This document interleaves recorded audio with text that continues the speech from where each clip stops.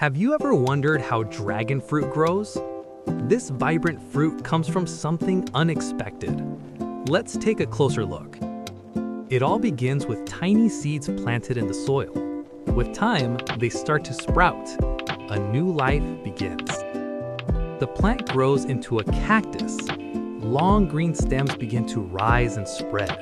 It climbs and expands. The cactus develops thick, strong arms. These stems store water and energy, helping the plant survive. A large white flower blooms that night. It opens beautifully under the moonlight.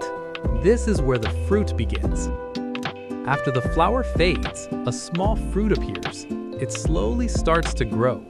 The transformation has begun. The fruit grows bigger each day.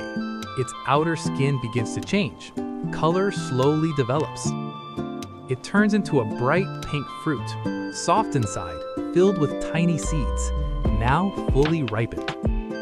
When ready, it is carefully harvested, fresh and vibrant from the plant, ready to be enjoyed.